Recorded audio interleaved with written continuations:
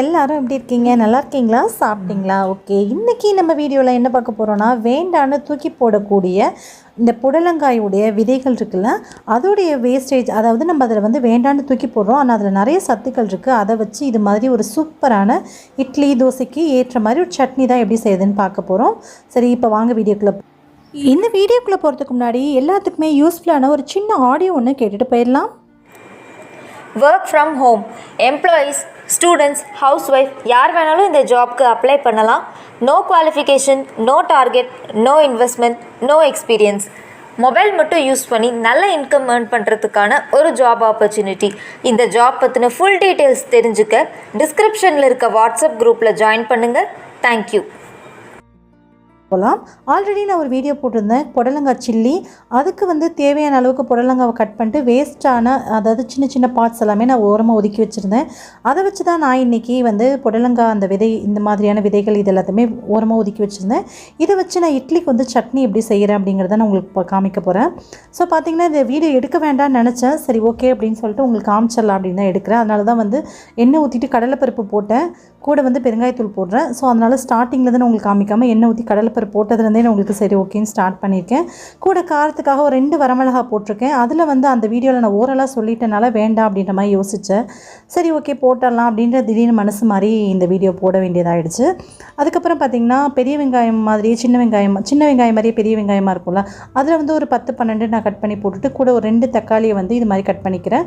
அந்த வெங்காயம் வந்து கொஞ்சம் லேசாக செவந்ததுக்கப்புறமா தக்காளி சேர்த்துக்கோங்க. அப்போ தான் வந்து நல்லா வதங்கும்.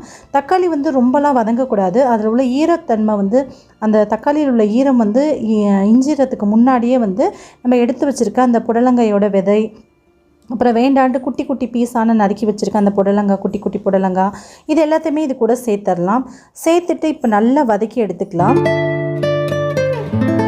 ஸோ பார்த்திங்கன்னா இது மாதிரி காய் வந்து அந்த தக்காளியோட தண்ணியில் தான் வந்து இந்த காய் நல்லா வேகும். ஆல்ரெடி புடலங்காயில் கொஞ்சம் தண்ணி இருக்கும். நம்ம கொஞ்சம் தானே இதில் புடலங்காயோட விதைகள் அந்த புடலங்காயெல்லாம் சேர்த்துருக்கோம். ஸோ அதனால் வந்து அது வேகிறதுக்கு தண்ணி தேவைப்படும்ல, அதுக்காக தான் அந்த தக்காளியில் வந்து தண்ணி வந்து இஞ்சிறதுக்கு முன்னாடியே வந்து காய் சேர்த்துருங்கன்னு சொன்னேன். கூட வந்து தேவையான அளவுக்கு உப்பும் கொஞ்சமாக சேர்த்துக்கோங்க. சேர்த்துட்டு நல்லா வதக்கி விட்டுக்கோங்க. நல்லா வந்து இது வதங்கி வரணும், அதுதான் இதில் வந்து முக்கியமான ஒரு விஷயம். இந்த புடலங்காய் வந்து எந்த அளவுக்கு நல்லா வதங்கி வருதோ இந்த சட்னி வந்து அந்த அளவுக்கு டேஸ்ட் ரொம்ப ரொம்ப சூப்பராக இருக்கும்.